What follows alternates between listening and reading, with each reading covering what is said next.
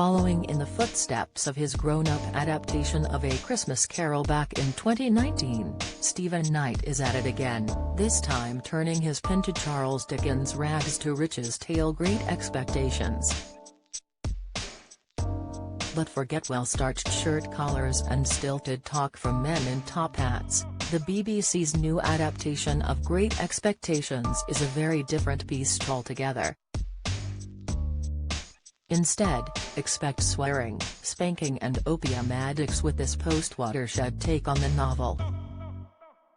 Knight has moved away from the more chocolate box presentations of this social mobility allegory in favor of gritty realism, and it works well.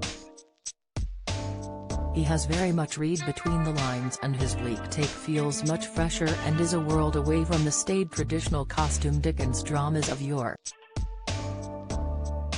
We've had umpteen adaptations of Great Expectations favoring a more literal reading of the book. A version of Great Expectations like this was greatly overdue. He taps into the extreme poverty, wealth, corruption and decadence of the time, living cheek by jowl in London.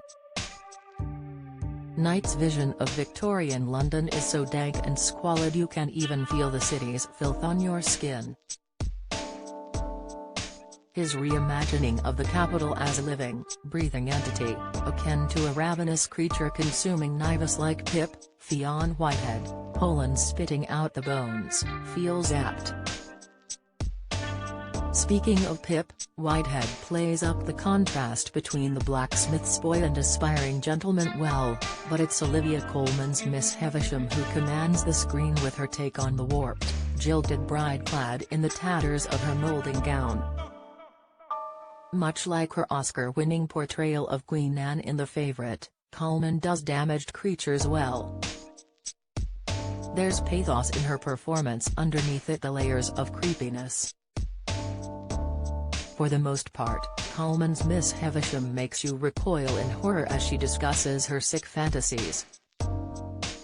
She is a truly terrifying creature to behold, and it is surprising Colman initially turned down the role before having a change of heart. There's also a strong early performance from Chloe Lee as young Estella as she sheds light on her toxic relationship with Miss Havisham and reveals to Pip she's just as trapped and a victim of her circumstances as he is. Her hissed whispers about her inescapable situation make her feel more human rather than just the spiteful, spoiled and proud versions of Estella in the past. Line of Duty's Shalom Brune Franklin does an admirable job taking over as the older iteration later on. Meanwhile, Jagger's Ashley Thomas has been given a bigger role, with Top Boy star Thomas drawing you in with his sinister presence and swaggering gait, with a promise of more to come from him. The flaws within all of the characters in this series are played out. No one comes out well in this, including Sarah Gargary, Hayley Squires, brutalizing her younger brother and penchant for violence, or Mr. Pumblechook's, Matt Berry, indiscretions.